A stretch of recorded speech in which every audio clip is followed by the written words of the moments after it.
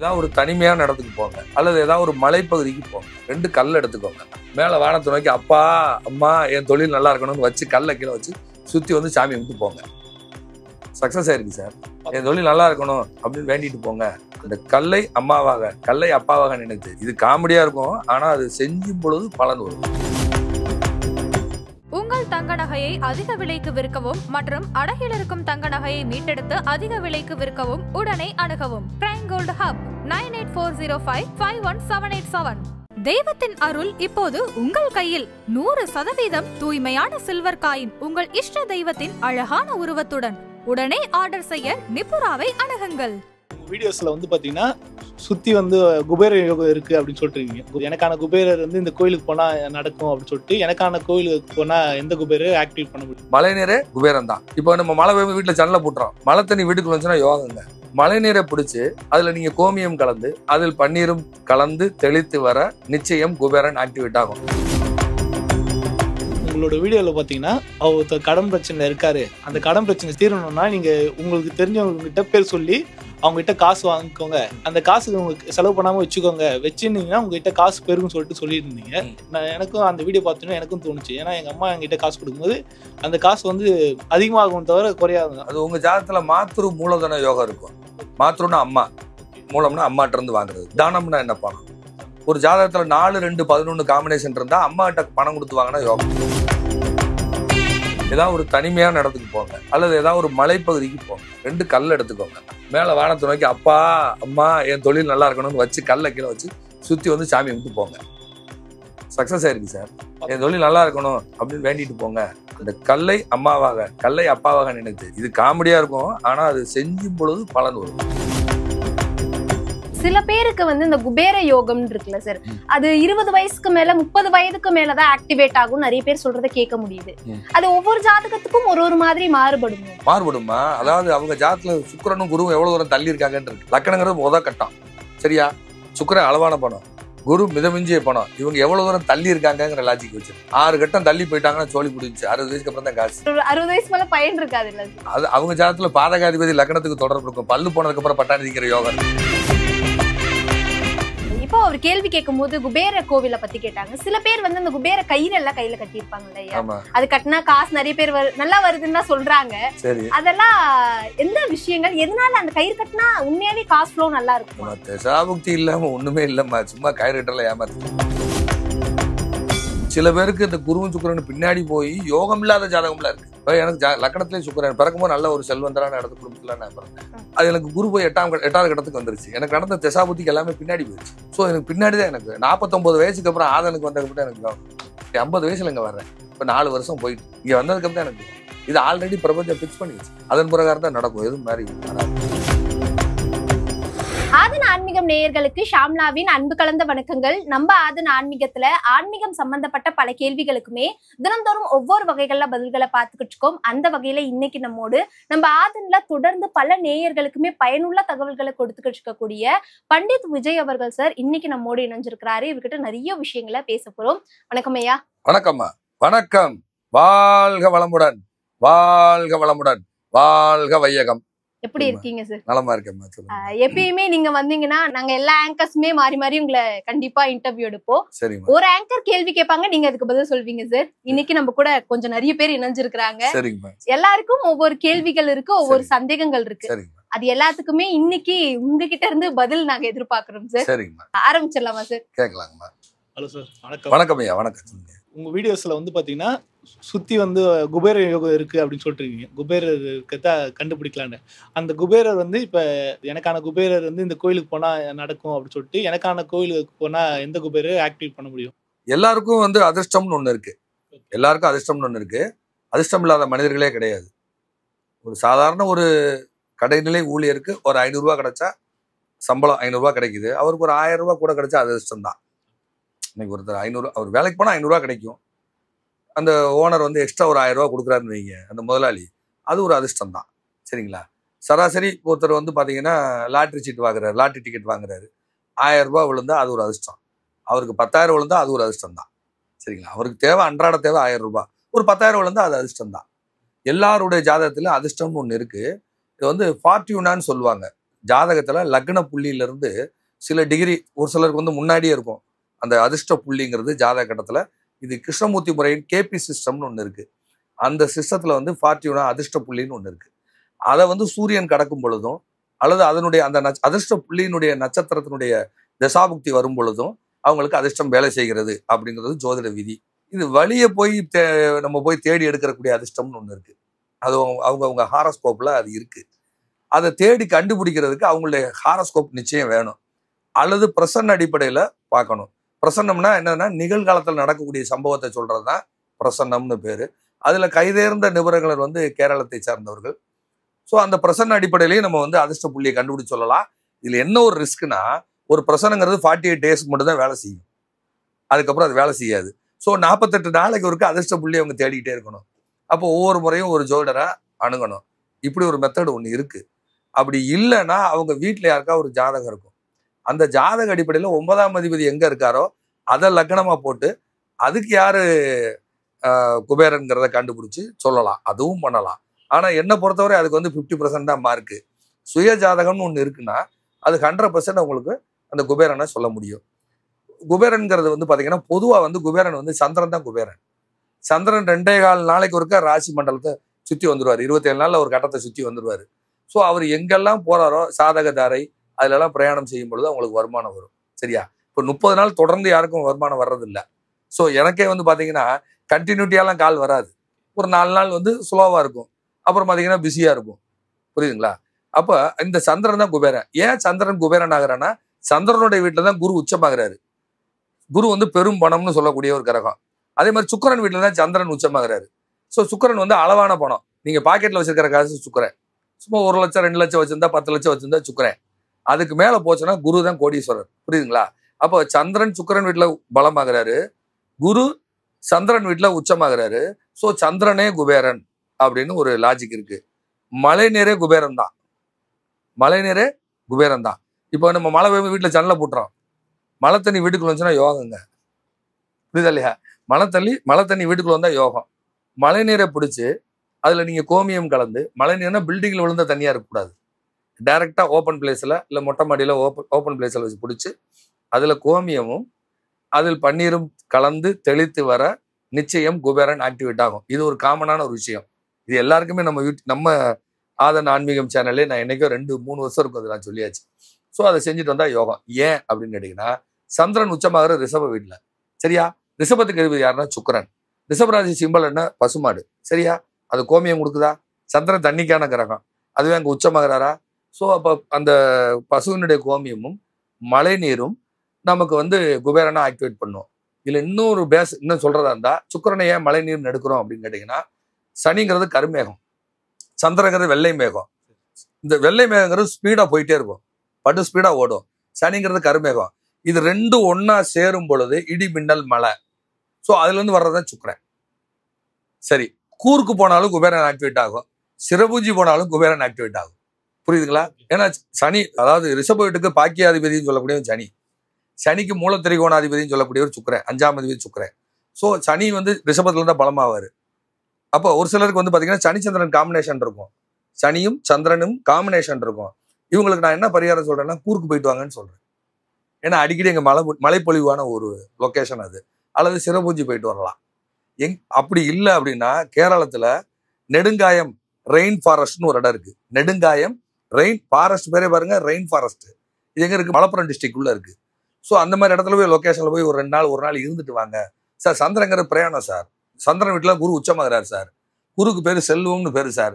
சந்திரன் பிரயாணம் பேரு சார். பணம் செல்வம்னு சென்று கொண்டே இருக்கும், நிரந்தரமா ஒரு ஆள்கிட்ட இருக்காது.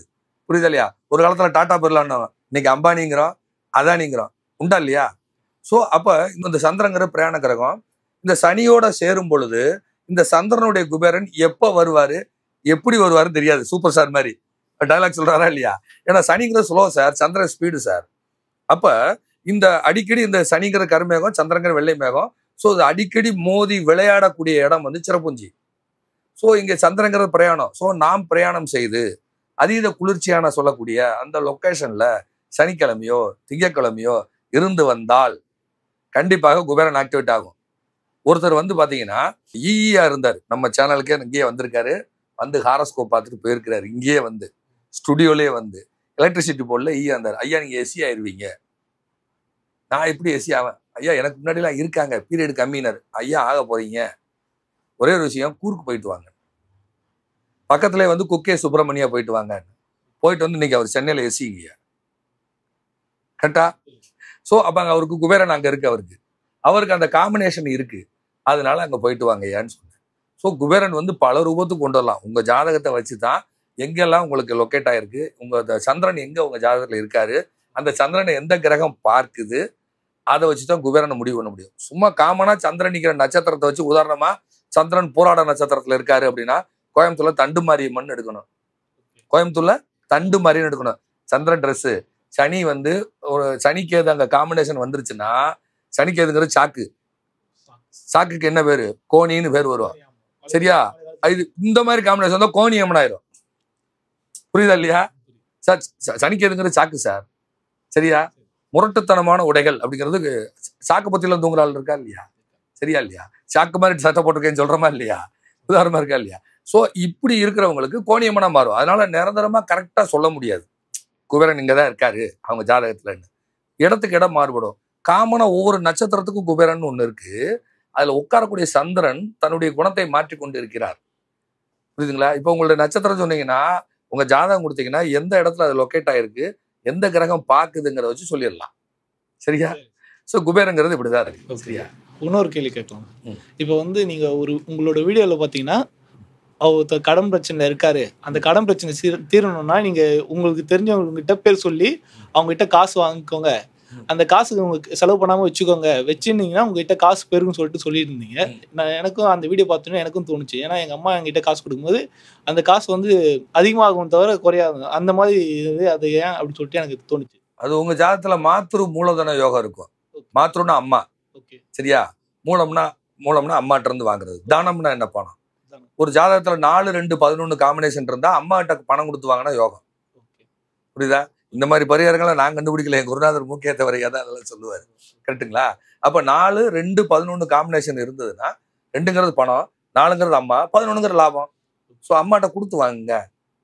இதுக்கு பேர் மாத்திரு மூலதனம். ஒரு ஜாதகத்துல அம்மா இறந்துட்டாங்க, நல்லா கேட்டுக்கோங்க. அம்மா இறந்துட்டாங்க சார். அம்மா இல்லையானே? அம்மா இல்லை. அம்மா படத்துக்கிட்ட வச்சு எடுங்க. உலகத்தில் முதல் சாமி யாரு? அம்மா தான் சாமி. அப்ப அங்க வச்சு எடுங்க. அவரு அதே மாதிரி பாத்தீங்கன்னா 10ஆம் இடங்கிறது தொழில், 9ஆம் இடங்கிறது பேர் புகழ். அங்க 4 காம்பினேஷன் இருக்கு.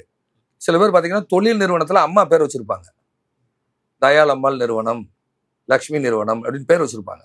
அவங்க ஜாதகத்துல பாத்தீங்கன்னா 4, 10, 9 காம்பினேஷன் இருக்கும். 10ங்கிறது தொழில், 4ங்கிறது அம்மா, 9ஆம் இடங்கிறது பேர். அம்மாவோட பேர்ல தொழில் வச்சிருப்பாங்க.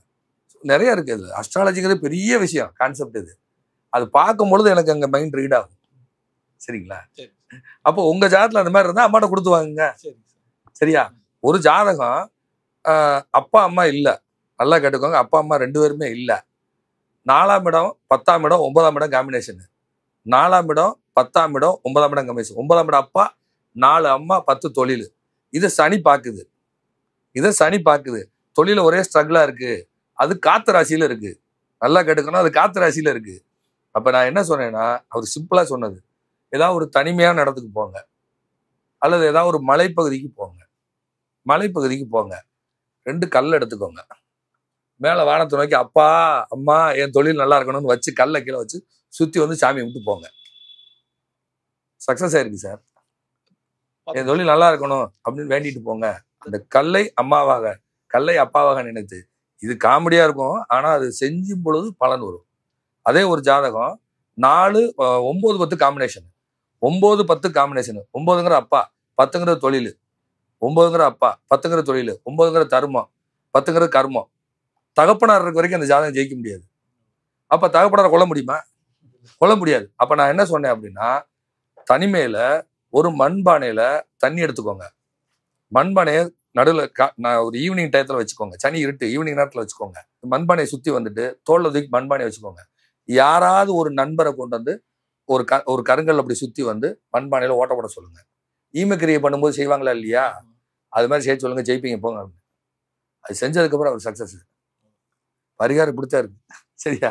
இதுக்கு பேர் தர்ம கர்மாதிபதியம். கர்மம் செஞ்சா தான் அவருக்கு யோகம். இன்னும் சொல்ல போனா என் ஜாதகம் நான் ரிஷப லக்னம் 9-10 கூடிய ஒரு சனி எனக்கு லக்கணத்திலேயே தந்தையாருடைய மறைவுக்கு பிறகுதான் வெற்றி.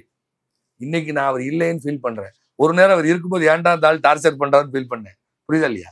சோ அந்த நேரம் வரும்பொழுது அது நடக்கும். சரிங்களா சார்? சில பேருக்கு வந்து இந்த குபேர யோகம் இருக்குல்ல சார், அது 20 வயசுக்கு மேல 30 வயதுக்கு மேலதான் ஆக்டிவேட் ஆகும் நிறைய பேர் சொல்றதை கேட்க முடியுது.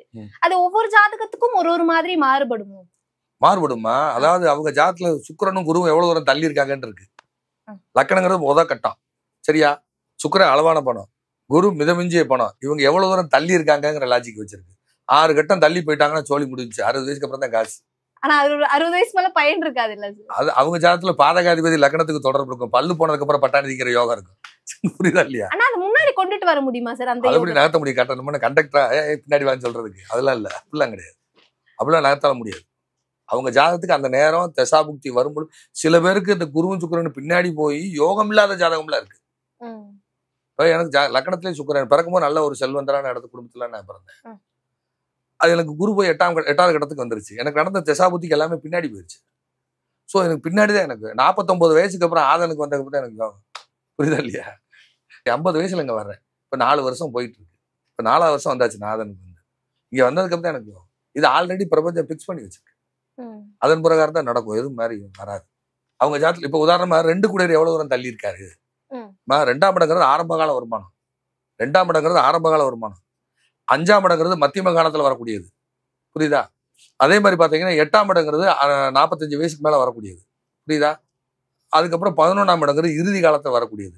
அப்ப 2, 5, 8, 11 ஜாதகத்தில் நன்றாக இருந்தால் எல்லா காலமும் பணம் இருக்கும் அவங்க கிட்ட. பிறந்ததுல இருந்து ஒரு சில பாத்திருப்பீங்க குழந்தைகளை கட்டுக்கட்டா பணம் எடுத்து வச்சு விளையாடுறதெல்லாம். இப்போ உதாரணமா டிஆர் ஐயா இருக்காரு. அவர் சன்னு சிலம்பரசன் ஐயா சோத்துக்காக கஷ்டப்பட்டாரு. பிறக்கும்போது செல்வந்தர் குடும்பம். அவர் பாக்கெட்ல எவ்வளவு காசு வச்சு செலவழிச்சிருப்பாரு. அவர் ஜாதகத்துல எடுத்து பாத்தீங்கன்னா 2, 5, 8, 11 காம்பினேஷன் இருக்கும். அவங்க ஜாதகம் நமக்கு தெரியாது. ஆனா அந்த காம்பினேஷன் சொல்ல வர்றேன். இப்போ அவர் கேள்வி கேட்கும் போது குபேர கோவில பத்தி கேட்டாங்க. சில பேர் வந்து அந்த குபேர கயிறு எல்லாம் கையில கட்டியிருப்பாங்கல்ல ஐயா, அது கட்டினா காசு நிறைய பேர் நல்லா வருதுன்னு தான் சொல்றாங்க. சரி, அதெல்லாம் எந்த விஷயங்கள், எதனால அந்த கயிறு கட்டினா உண்மையாவே காசு ஃப்ளோ நல்லா இருக்கும்? தசாபுக்தி இல்லாம ஒண்ணுமே இல்லம்மா. சும்மா கயிறு கட்டலாம் ஏமாத்துறது. அப்படிலாம் இப்ப நான் கயிறு கட்டிருக்கேன். அப்படிலாம் கிடையாது. அப்படிலாம் கிடையாது. அவங்களுக்கு தசாபுக்தி சப்போர்ட் இல்லாமல் எதுவுமே இல்லை. தசாபுக்தி சப்போர்ட் வரணும். சப்போர்ட் வரும்போது அது வேலை செய்யும். இப்போ உதாரணமா சொல்றேன்னா எனக்கு 2ஆம் இடம் அவுட்டு, ஆரம்பகால வருமானம் இல்லை, ஸ்கூல் கல்வி கட்டு, 5ஆம் இடமும் அவுட்டு, ஊரை விட்டு இடம் மாறியாச்சு, பூர்வ புண்ணியத்தை விட்டு இடம் மாறியாச்சு, 8 கூடையர் பலம், 11 கூடையர் பலம், 50 வயசுல யோகம். அவ்வளவு. இது வந்து பணபரஸ்தானம்னு பேரு. 2, 5, 8, 11 2, 5, 8, 11 2ஆம் அதிபதியினுடைய காலம் எப்படின்னா 20 to 30 அவர் சார்ஜ் முடிஞ்சது. 20 வயசுல இருந்து 30 வயசு வரைக்கும் யார் பொறுப்பு? 2 கூடையர் தான் பொறுப்பு. 2ஆம் இடம் கெட்டு போச்சு. ஸோ 20 to 30 வருமானம் இல்லை. டிக்கெட் அடிச்சிட வேண்டியதான் டக்கு டக்குன்னு. சரி, 5 கூடையும் கெட்டு போயிட்டான். 30 to 45 வருமானம் இல்லை, டிக்கெட் அடிச்சிருங்க. சரி, 8 கூடையும் போலாம். அவனா நல்லா இருக்கானா? 8 கூடையும் நல்லா இருக்கான் சார். 45 வயசுக்கு மேலே சார் யோகம். இடத்த கல்வி வேணுங்க. இடையில யோகம் இல்லை, அவ்வளோ முடிஞ்சு போச்சு. சரி, 11 கூட நல்லா இருக்கானா? இறுதி வரை நல்லா இருப்பீங்க போங்க. ஒரு ஜாதகம் அது நீங்க சராசரியா கிராஜுவலா கவர்மெண்ட் ஜாப்ல இருக்கவங்க பாருங்க, அவங்க ஜாதகம் வாங்கி பாருங்க. 2, 5, 8, 11 கரெக்டா இருக்கும்.